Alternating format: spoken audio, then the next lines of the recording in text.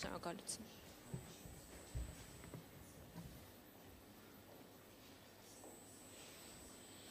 Я не знаю, что вы называете соответствующей реакцией. Համազգայական Реакция, которая отвечала нашим մեր պարտավորություններից փոխող արձագանքը, որը համապատասխանում էր հապկում Հայաստանի հետ մեր պայմանագրային պարտավորություններից, այդ արձագանքը եղավ անմիջապես առաջնախումբը, առաքելությունը իրավիճակին ծանոթանալու համար փաստահավաք, այսպես ասած,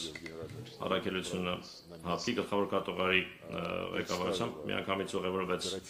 դեպքի վայր, ներկայացրեց օպերատիվ զեկույց, կոնկրետ եւ պրակտիկ առաջարկություններով այն մասին, որ պետք է հապկի դիտորդների առաքելություն ուղարկել այնտեղ իրավիճակը կայունացնելու համար, դիտորդների թիվը նախանշվեց իրենց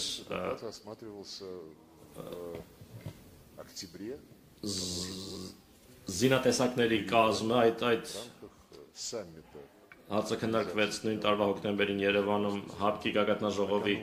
ընթացքում, դրանից առաջ եղել էր կառավարությունների հանդիպում, աշխատում էին արտգործնախարարները եւ պաշտպանության նախարարներն այդ ուղղությամբ, աշխատում էին երկար, իրենք էին խմբագրում այդ առաջարկությունները, որոնք հապկի կառավարության կողմից ներկայացվեցին, Սամվելի Միրզոյանի նախագահությամբ եւ վերջում մենք հասանք կոնսենսուսի ամբողջ տեքստի վերաբերյալ եւ առավելության տեքստը ներկայացվեց պետությունների կառավարությունների ղեկավարների քննարկմանը, բայց այդ իրավիճակում արդեն համաձայնեցված տեքստը տարբեր պատճառներով հայկական կողմն առաջարկեց հետաձգել, կոնսենսուս չեղավ,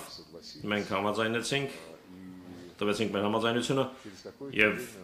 որոշ ժամանակ անց արդեն հայտարարվեց նոյեմբերին 2022-ի հայտարարվեց Եվրամիության առաքելության մասին եւ Պրահայում հայտարարվեց այն մասին, որ Լեռնային Ղարաբաղի պատկանելիության հարցում դիրքորոշումը այժմ արդեն երկկողմ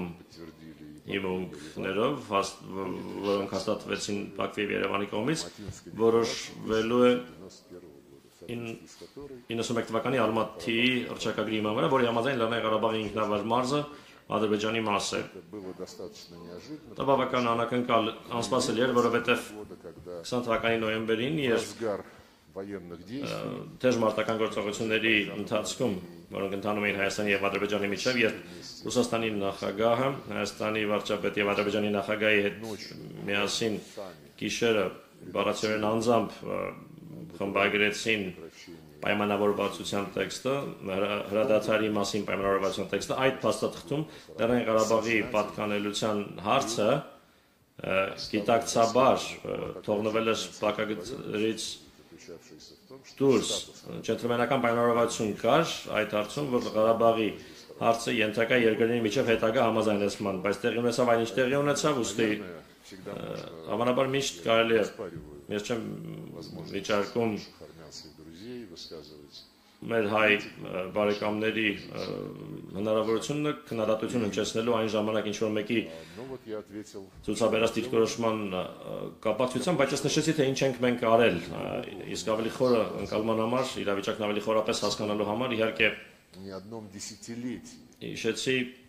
որ մեկ տասնամյակից ավելի երկար տևել են բանակցությունները, որոնք Երևանի